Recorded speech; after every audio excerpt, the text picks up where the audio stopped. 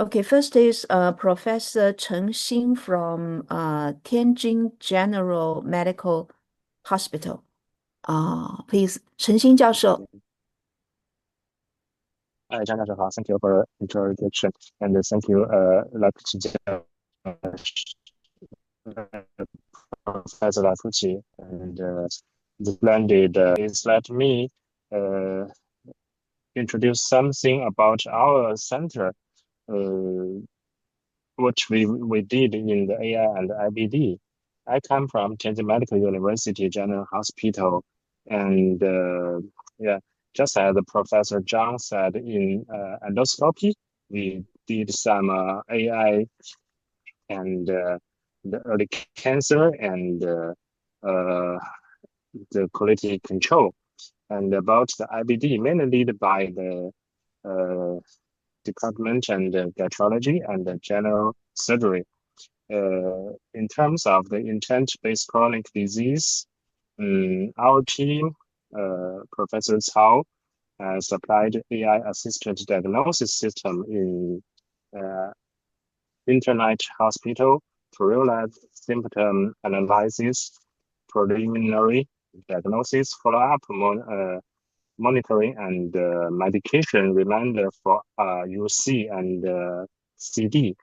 And the related studies have confirmed that AI integrate management can improve patient adherence and early warning of disease relapse. And also we has applied a 5G general and AI intelligent quality control system for the digestive endoscopy, and which can automatically identify mucosa inflammation, erosion, and ulcer in IBD, and objectively evaluate male endoscopic score and SES-CD.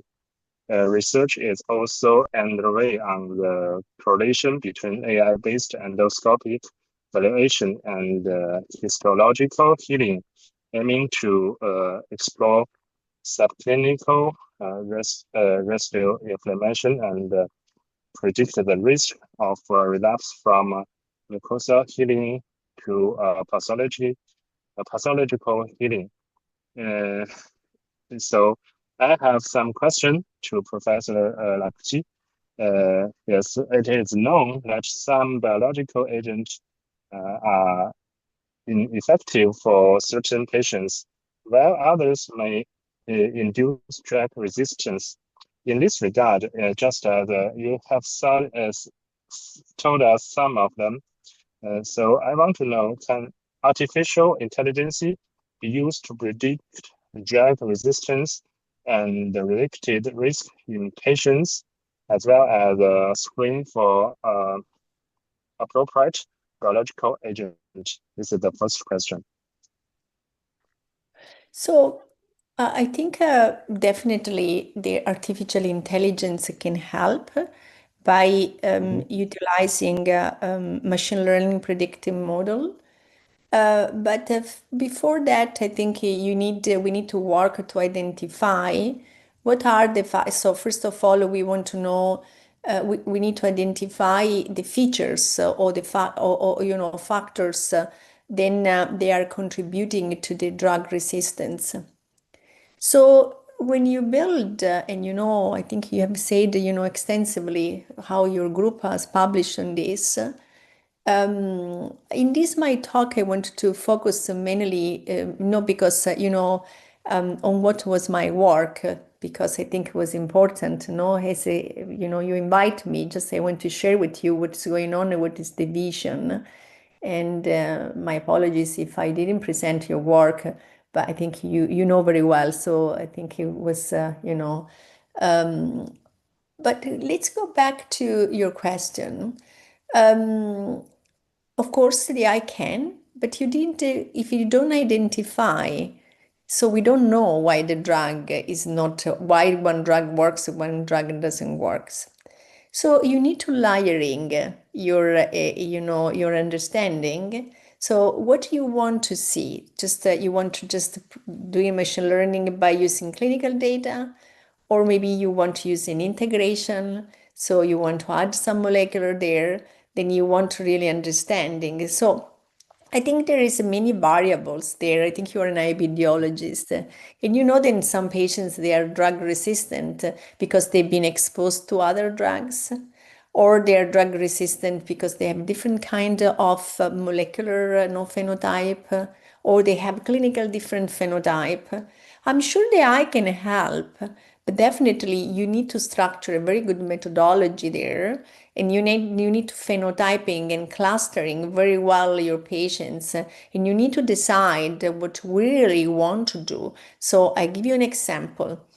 You want to, you want to cluster it for endoscopy, you want to, for clinical, for aging, so demographics, for endoscopy, for histology, for molecular, which kind of molecular you want to cluster in that.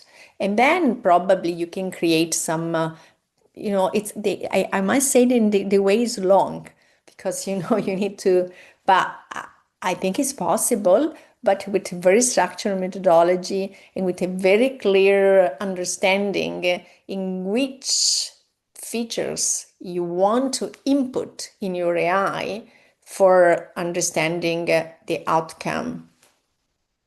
Mm-hmm.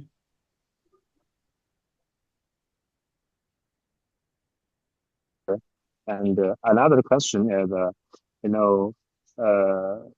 the how to address the issue and the data privacy and algorithm AIS in the application of the AI in IBD. So you're talking about study academia, or you talk about commercialization and so because this is important.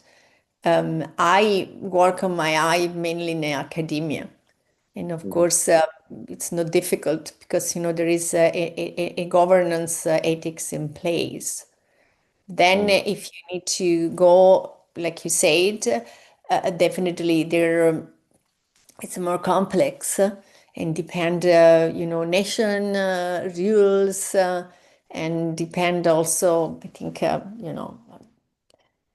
it's still, we are trying to develop a statement and guidelines, with all the society. If you think about, I belong to the AI task force of the European Society of Gastrointestinal Endoscopy. We are doing a lot of work also with IBD to create endpoints. I think until we don't clarify all these factors, I think it will be more difficult for the regulatory to get there. No?